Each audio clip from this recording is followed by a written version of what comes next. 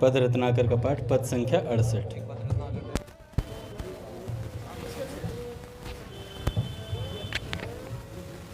प्रेम से बोलिए श्री भाई जी बाबा की, श्री भाई जी बाबा की, श्री भाई जी बाबा की।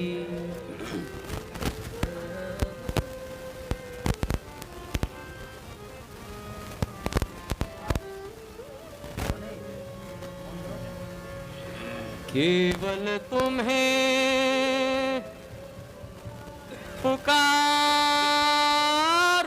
प्रियतम, देखूं एक तुम्हारी ओर। केवल तुम्हें पुकारूं प्रियतम, देखूं एक तुम्हारी ओर। अर्पण करने जको चरणों में बैठूं हो निश्चिंत विभो। अर्पण कर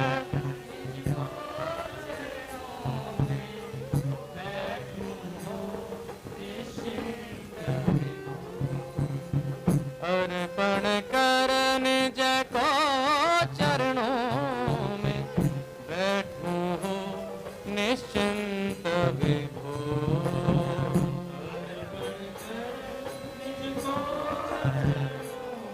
जय हो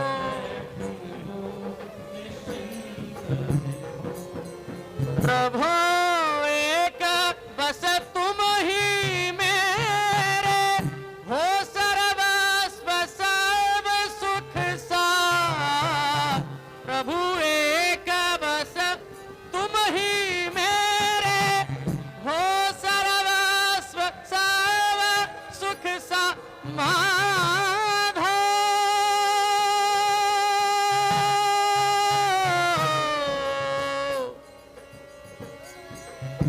हे माधव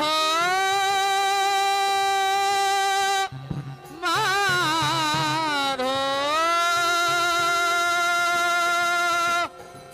प्रभु एक बस तुम ही मेरे हो, सर्वस्व सर्व सुख सार। प्रभु एक तुम ही मेरे हो, सर्वस्व प्राणों के तुम प्राण, आत्मा के आत्मा थे आधार। प्राणों के तुम हे नाथ,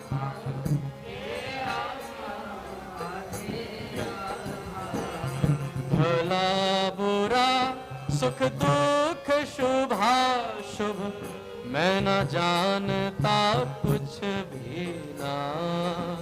भला बुरा सुख दुख शुभाशुभ मैं न जानता कुछ भी ना। जानो तुम ही करो तुम सब ही, रहो निरंतर मेरे साथ। जानो तुम ही करो तुम सब ही, जय हो जय हो। भूलूं नहीं कभी तुमको मैं, स्मृति ही हो बस जीवन सार। भूलूं नहीं कभी तुमको, स्मृति ही हो बस जीवन सार। आए नहीं चित्त मन मति में कभी दूसरे भाव विचार। आए नहीं चित्त मन मति, हे नाथ हे नाथ।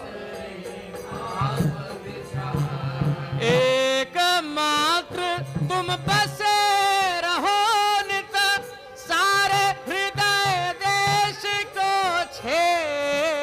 एक मात्र तुम बसे रहो, सारे हृदय देश को छे।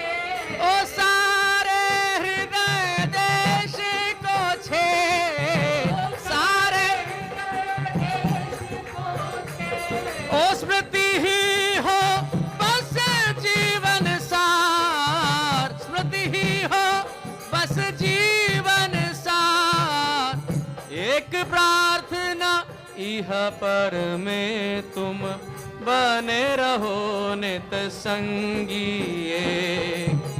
एक प्रार्थना इह पर में तुम बने रहो नित संगी। हे देखूं एक तुम्हारी ओर, रहो निरंतर मेरे साथ, रहो निरंतर मेरे साथ, रहो निरंतर मेरे साथ। श्री भाई जी बाबा की जय। बोले श्री भाई जी महाराज की जय। पूज्य श्री राधा बाबा की जय। पूज्य मैया की जय। अपने प्यारे भैया की जय। पूज्य दादा की जय। भक्तवत्सल भगवान की जय। हरि बोल। बड़े सौभाग्य का क्षण है कि आज भी हमें सत्संग और कीर्तन का परम लाभ प्राप्त हुआ। महादेव जी कल सुनाएंगे। आज संडे था तो सब लोग महादेव जी का सत्संग सुन रहे, तो मैंने कहा आज कल सुनाएंगे। पहले सेठ जी के सत्संग की कुछ बातें, उसके बाद अखंडानंद जी महाराज के सत्संग से। सेठ जी कहते हैं कि साधन को साध्य से भी अधिक आदर दें। साधन को साध्य से भी अधिक आदर दें, मतलब भजन को भगवान से भी अधिक आदर देना चाहिए। आप लोग कहते हैं कि इतने दिन नियम पालन से लाभ नहीं हुआ। आप लोग यह बात कैसे जाने? लाभ की बात आप लोग नहीं जानते। लाभ तो नियम पालन में है। कमेटी के नियमों के अंकुश के कारण नियम पालन में सहायता मिलती है।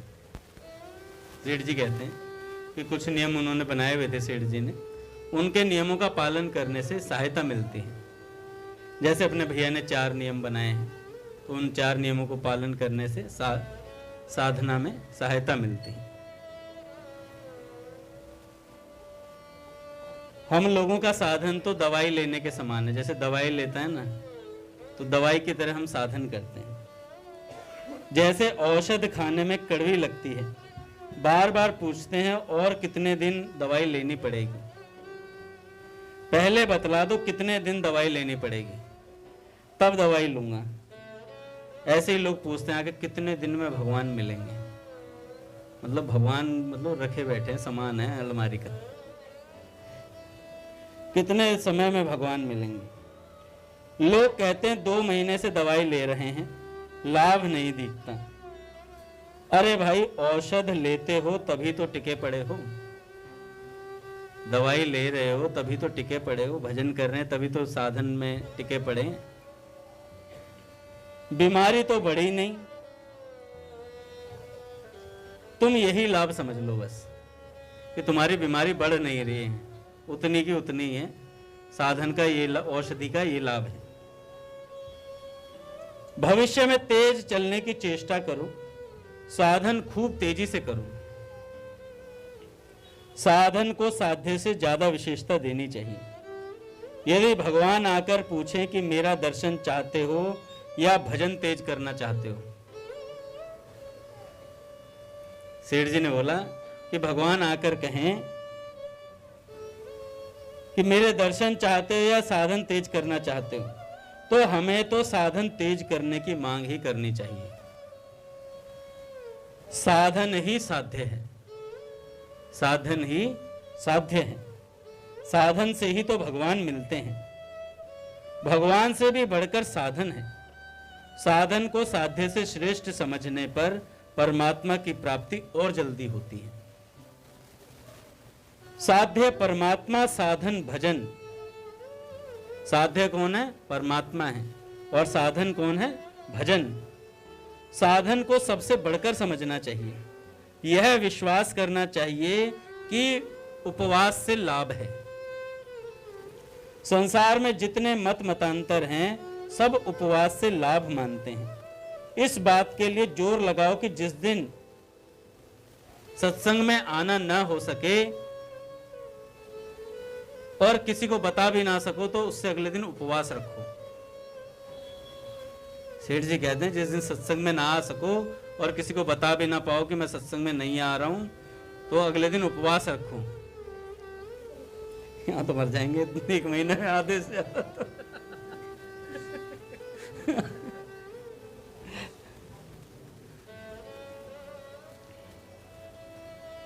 श्री राम जय राम जय जय राम। श्री राम जय राम जय जय राम। श्री राम जय राम जय जय राम। श्री राम जय राम जय जय राम। श्री राम जय राम जय जय राम।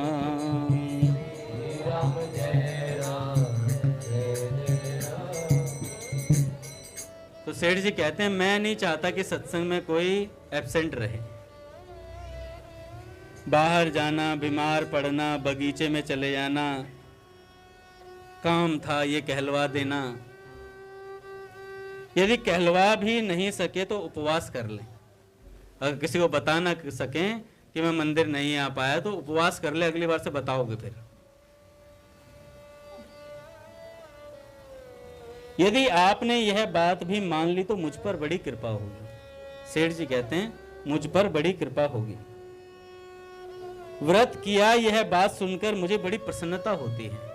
कोई साधक कहता है मैं आ नहीं पाया तो मैंने व्रत कर लिया, तो सेठ जी कहते हैं मुझे बड़ी प्रसन्नता होगी। मैं कोई अधिकारी तो नहीं, मेरी तो सबसे प्रार्थना है बस। मैं और ज्यादा कुछ कह नहीं सकता, मैं तो बस प्रार्थना कर रहा हूं आप लोगों से। मेरी समझ से तो उसका नाम भगवान के यहां भी दर्ज होता है जो इस प्रकार करता है। पहली बात प्रेम है, उससे काम नहीं निभे तो नियम है। पहली बात तो भगवान से प्रेम ना कर सको तो भगवान के साथ नियम निभाओ।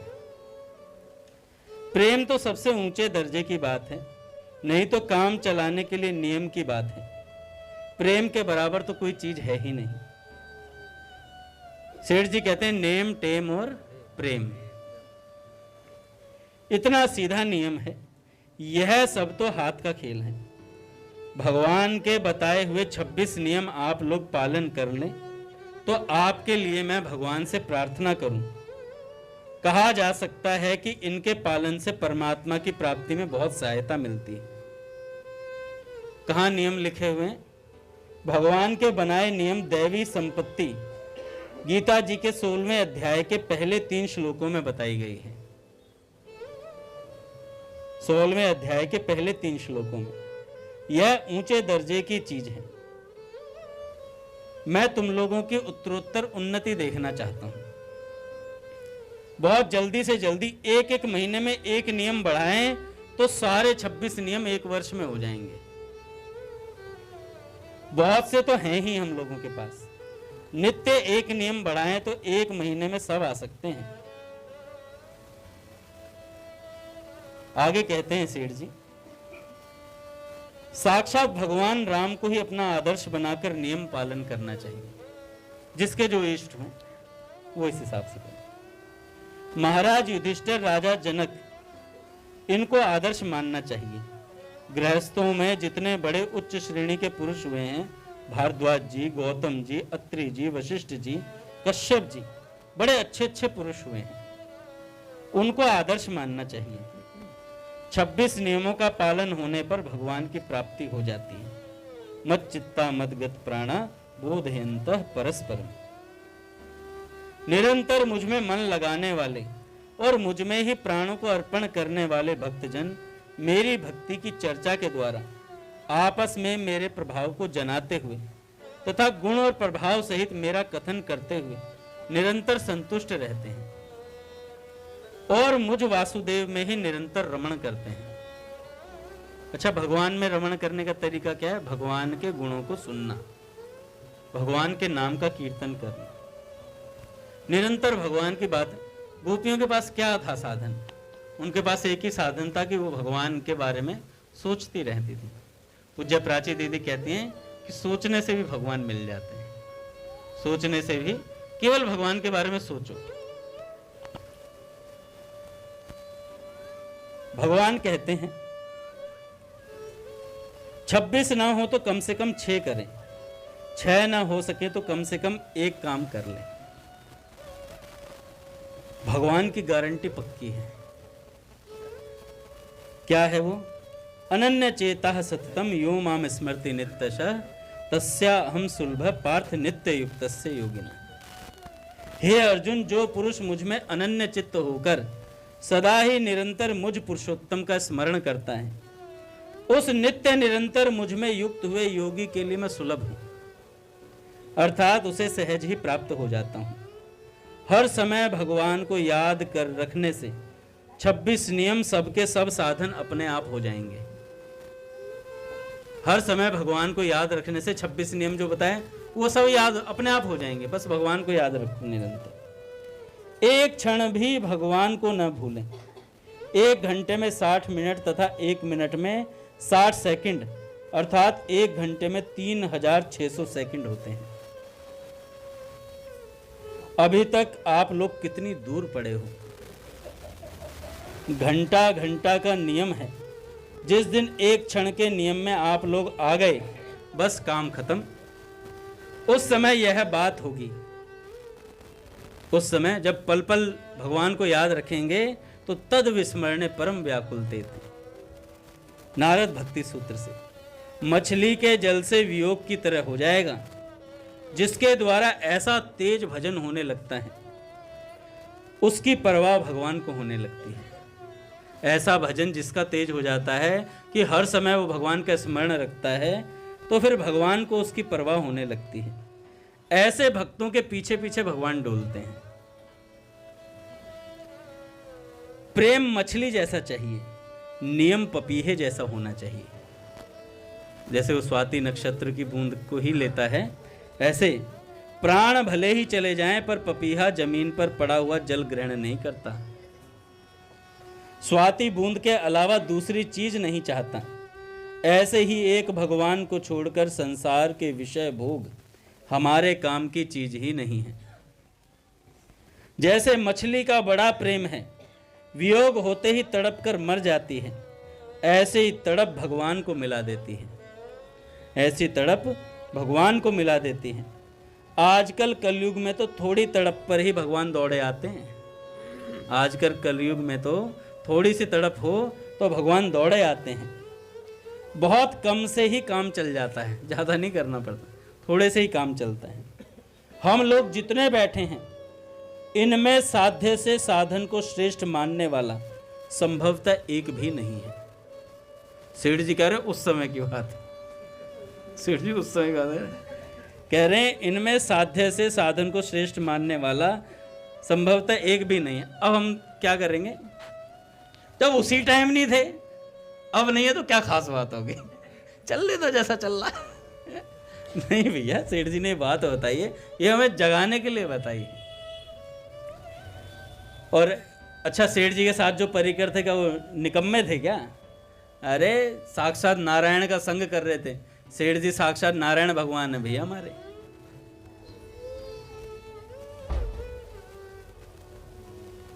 भजन ध्यान को हम भगवान से भी बढ़कर माने। हम भजन साधन चाहते हैं, भगवान की भी परवाह नहीं है। फिर अगर हम भजन साधन चाहते हैं, जिस साधन से भगवान मिलते हैं वह भगवान से भी बढ़कर है सज्जनों। राम न सकहि नाम गुण गाई। जब राम जी भगवान अपने नाम का गुणगान नहीं करते तो नाम कितना श्रेष्ठकर होगा भैया। पुंडरीक जी माता पिता की सेवा करता है, भगवान मिलने आते हैं, आसन के लिए ईंट फेंक देते हैं, सरकार बैठो। भगवान कहते हैं मैं भगवान हूं, तुम्हारे पास मेरे से मिलने के लिए समय नहीं है। वह कहता आप क्यों आए? भगवान कहते हैं तू माता पिता का बड़ा भक्त है, इसलिए दर्शन देने आया हूं। वह कहता है जिस माता पिता की भक्ति के कारण आप आए हैं उसको छोड़कर कैसे दर्शन करूं? जिसके बल पर भगवान बंधते हैं वह चीज भगवान से भी बढ़कर है। तो समझ में आ गई बात कि भगवान का भजन भगवान से भी बढ़कर है। भैया प्रेम की डोरी से बंधे हुए भगवान चल ही नहीं सकते। स्वामी जी तो कह रहे थे भगवान नाम भगवान की चोटी है। अब भरत भैया अगर किसी की चोटी पकड़ ली जाए तो हिल नहीं सकता व्यक्ति, वो जा नहीं सकता, टस से मस नहीं हो सकता। ऐसे ही अगर हम भगवान के नाम को पकड़ लें तो भगवान हिल नहीं सकते, वहीं खड़े हो जाएंगे कि कहाँ जाएगी पतंग तेरे हाथ में है डोर, ओ बन नाचे नटनी को वाले नंद को किशोर, बन नाचे नटनी को वाले नंद को किशोर, ब्रज के किशोर तो पे डारू तीर्ण तोर,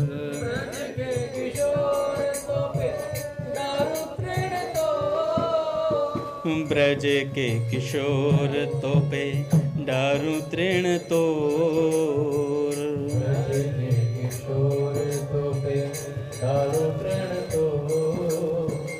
हो सुन मुरली की घोर मेरो मन भयो मोर, सुन मुरली की घोर पीछे से भयो मोर, बन नाचे नटनी को वाली नंद को किशोर, बन नाचे नटनी को वाली नंद को किशोर। तो भैया भगवान को पकड़ना है तो भगवान के नाम को पकड़ लो। जिस पुरुष ने प्रेम की रस्सी से भगवान को बांध लिया है मैं तो उसे भगवान से बढ़कर मानता हूँ। मोरे मन प्रभु अस विश्वासा, राम ते अधिक राम कर दासा। अपने भक्त कहते थे गीता भवन वाले, कोई स्वामी जी के बड़े प्रेम, राम ते अधिक राम सुख दासा हैं। तो संतों से ऐसा प्रेम हो जाता है भैया। अपने पूज्य गोरीलाल कुंज वाले महाराज जी ने भी एक बार सत्संग में कहा था कि अपने गुरु से बढ़कर कोई सिद्ध नहीं है ना, अपने गुरु से बढ़कर कोई सिद्ध नहीं। चाहे कहीं भी चले जाओ अपने गुरु जैसा, वो भैया कहते हैं कि दूध तो अपनी ही माँ पिलाती है।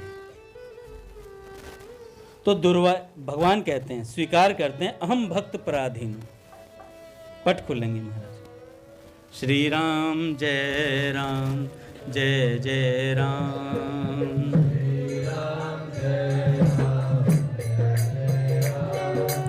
श्री राम जय राम जय जय राम। पंखा चलवा लो, गर्मी लग रहा है। राम श्री राम जय राम जय जय राम, श्री राम जय राम जय जय राम, श्री राम जय राम जय जय राम, श्री राम जय राम जय जय राम,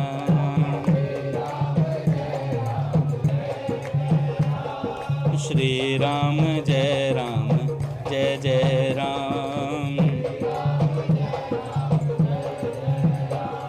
राम लक्ष्मण जानकी, राम लक्ष्मण जानकी, राम लक्ष्मण जानकी, राम लक्ष्मण जानकी। बोले राधा माधव सरकार की जय। तो भगवान यह बात स्वीकार करते हैं श्रीमद् भागवतम में। दुर्वासा जी से कहते हैं, दुर्वासा जी मैं सर्वथा भक्तों के अधीन हूँ, मुझ में तनिक भी स्वतंत्रता नहीं है। मेरे सीधे साधे सरल भक्तों ने मेरे हृदय को अपने हाथ में कर रखा है। भक्तजन मुझसे प्रेम करते हैं और मैं उनसे प्रेम करता हूँ। भगवान कहते हैं एक रहस्य की बात बताई जाती है। जैसे दर्पण में सारे आकाश का प्रतिबिंब नहीं आ सकता, जैसे घड़े में सागर नहीं समा सकता, ऐसे ही महात्मा और ईश्वर की बातें इस छोटी सी बुद्धि में नहीं समा सकती। किसी को कमाने खाने से जाना हो तो हमारी बात सुनो। वास्तव में यह बात नहीं है, तुम लोगों की ऐसी धारणा हो गई है। तब हम क्या उपाय करें? पुकार पुकार कर कहा जाता है कि उसका माल मत लो, जैसे जैसे धोगे रोगे, पर तुम लोग सुनते नहीं। सेठ जी अपने सत्संगियों से कह रहे हैं, आज ही आम बोकर आज ही फल खाना चाहते हो। कहा जाता है कि झूठ कपट से कमाई मत करो, पर तुम लोग सुनते नहीं। बंदरों की तरह तुरंत फल खाना चाहते हो। इतना धैर्य कहाँ? झूठ कपट त्याग कर सत्य बोलकर न्याय से कमाई करनी चाहिए, उसके फल बड़े मूल्यवान हैं। सेठ जी कहते हैं, इसी बात पे बोलते हैं कि झूठ कपट से नहीं कमाना चाहिए। दूसरे के धन को छिपाकर लेना चोरी है। आपका माल हमारे घर है, उसको उठाकर उसकी जगह रख दिया। उल्टा सीधा सेठ जी अपने सत्संगियों को समझाते हैं। और ये सब काम करते हो, जन्म भर से चोरी करते आ रहे हो, और फिर पूछते हो भगवान क्यों नहीं मिल रहे। सेठ जी कहते हैं, यह बात सुनकर मुझे हंसी आती है। एक वैश्या का उदाहरण देते हैं सेठ जी। एक वैश्या ने व्यतिपात सोमवती के दिन एक ब्राह्मण को भोजन कराना चाहा। किसी ब्राह्मण ने निमंत्रण स्वीकार नहीं किया। एक भांड मिल गया, उसने स्वीकार किया। उसने पूछा, आप कौन हो? वैश्या बोली, मैं खत्राणी हूं। उसको भोजन कराकर आकाश की तरफ देखने लगी कि विमान आएगा। उसको भोजन कराकर देखने लगी भगवान का विमान आएगा। हैं? Day one. अरे ऐसा ही होता है, हम लोग भी तो यही करते हैं। पहले दिन आए, भैया विमान नहीं आ रहा, दिख माधव कहीं दिख नहीं रहा, मिलने आना माधव, मुझसे मिलने आना। भगवान भी कहते हैं, आ रहा हूं, थोड़े दिन जन्मों का इंतजार कर, आ रहा हूं। तो भगवान हमारी ईमानदारी को देखते हैं कि हम ईमानदारी से भजन करते नहीं हैं। तो उसने कहा, आकाश की तरफ देखने लगी, भोजन कराकर उसे, और आकाश की तरफ देखने लगी, विमान नहीं आया। तो भाड़ ने कहा, तू खत्राणी में पांडिया,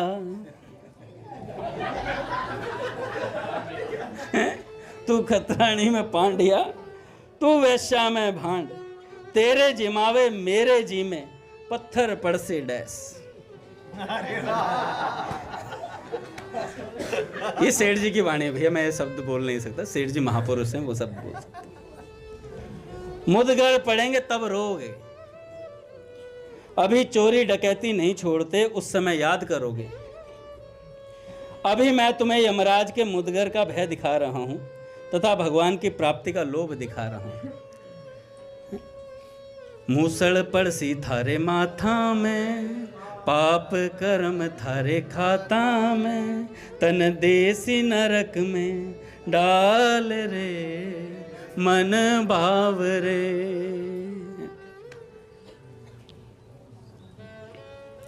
अवसर आया थारे हाथा में, जा रया बात। राघव जी, जिले श्री गोपाल रे मन भाव रे, राघव भजले श्री गोपाल रे मन भाव रे, राघव भजले श्री गोपाल रे मन भाव रे। स्कूटी आई थारे हाथा में। देखो आनंद की बात है। तो चलो अब अखंडानंद जी महाराज के संस्मरण सुनाता हूँ। देखो भजन होगा नहीं होगा हमें तो ये तो पता नहीं, पर भगवान के पास जाके कह देंगे संतों की बातें मजे लेके पढ़ते थे, इतना तो कर ही सकते हैं। आगे आगे हो जाएंगे महाराज। एक बार श्री अखंडानंद जी महाराज रेल यात्रा कर रहे थे और यात्री भी थे डिब्बे में। एक ने व्यंग पूर्वक कहा अखंडानंद जी महाराज से, साधु हमारे देश के लिए भार ही हैं, क्योंकि कुछ काम काज तो करते नहीं, सिर्फ आराम करते हैं। इस पर महाराज जी ने सरलता से कहा, भाई जो काम कोई नहीं कर सकता वह साधु करता है। उसने पूछा वह कैसे?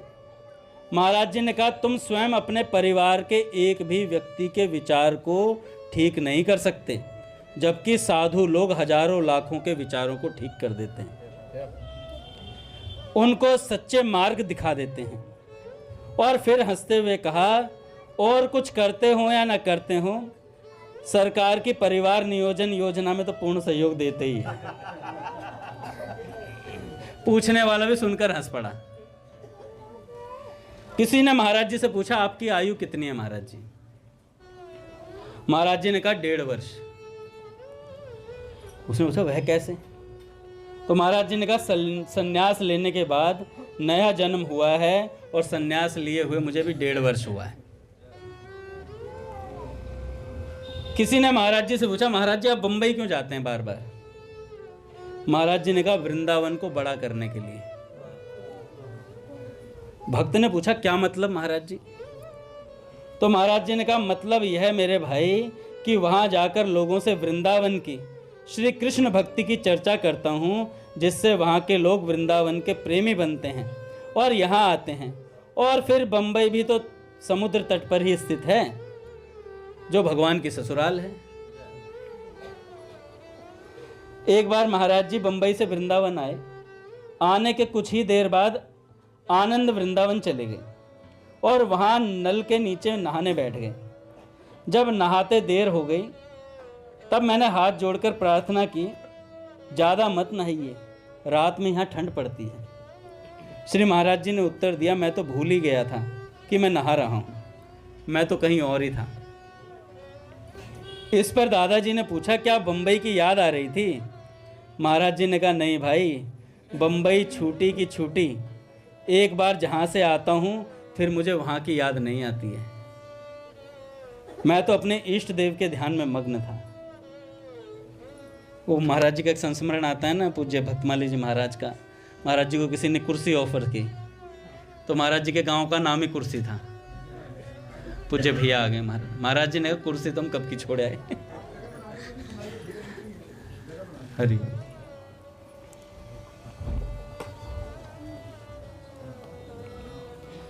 एक बार कोई साधु जनकपुर से वृंदावन आए। महाराज जी ने उनसे वहाँ के समाचार पूछे। साधु ने कहा, है तो सब ठीक, पर वहाँ के साधुओं में कथा सत्संग प्रचलित नहीं है। सब मंदिरों के अपने खेत हैं और अब साधु हल चलाते हैं। महाराज जी ने कहा, श्री जनक जी महाराज को हल चलाने से ही जानकी जी की प्राप्ति हुई थी, इसलिए वे लोग भी साधना में हल चला रहे हैं। देखो संतों की बातें अद्भुत है। एक बार आश्रम में श्री महाराज जी कथा कर रहे थे। प्रसंग के अनुरूप एक दृष्टांत भी सुनाया। वह पूरा हुआ कि तभी एक व्यक्ति वहां और आया। उसे देख पूज्य भैया आ गए महाराज। श्री राम जय जय राम,